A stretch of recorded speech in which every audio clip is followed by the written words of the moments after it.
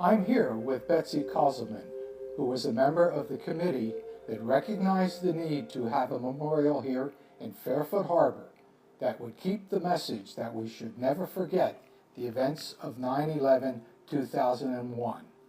She is going to provide us with some background on the design and construction of the memorial that is located at Station 3 of the Tri-Community Volunteer Fire Department here in Fairfield Harbour. Thank you for being with us today, Betsy.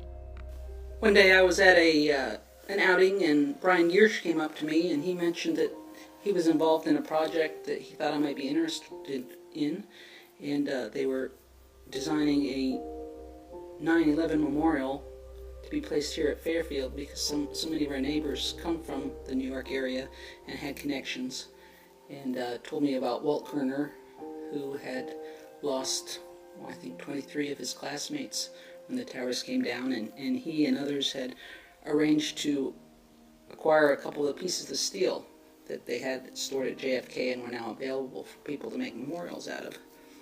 And so I said I'd love to join, and I met the team, and it was a great team. We worked together very well. And the first thing I wanted to do was see the steel, because I didn't want to try to design a memorial without knowing exactly what the steel looked like. And they said, well, they had it down on a trailer on a property in Bridgeton. And so I went down with Jim and the owner of the property and looked at the steel on the trailer and measured it and took pictures, and came home and made a model out of cardboard of the two pieces. And I thought that the steel really spoke to me and had a story to tell. And previous memorials we had looked at pictures of, in order to show the steel, they had actually had to bury a third of the length of the beam into concrete. And I didn't want to bury a third of our steel. So I thought about it some more, and I came up with a concept where we would have a concrete pad, and we would have steel from a local provider here in New Bern and support the beams at about a third of the point up, and then have a shoe that was embedded in the concrete. We would weld the steel from the towers at the foot and about a third up, and that would support them. And we wanted a sort of a V pattern, because our idea was that the final memorial would look like the day after. So I think I was very pleased with the steel that they had assigned to us, and I think it really tells a story when you get out there and look at it. The actual construction was fairly smooth. The concrete guys were fantastic. They followed my drawings very well. They really put care into everything they did. They didn't speed up or try to do anything, less properly as they would do if they were being paid for the job. They really put their hearts and souls into doing a good job because it mattered to them. We have some images of our volunteers working at the memorial site.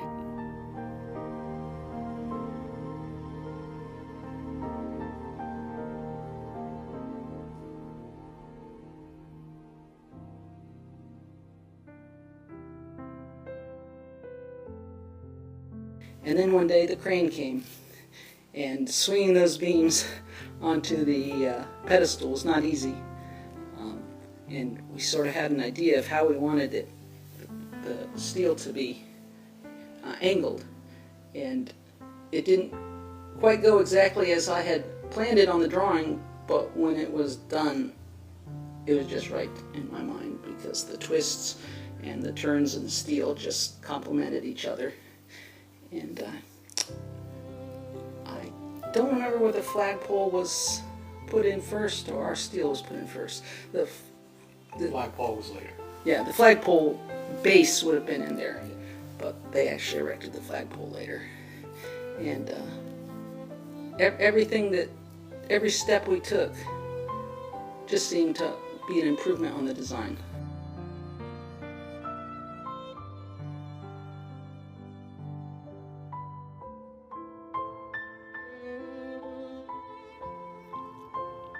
Here are images of our volunteers installing the flagpole at the memorial.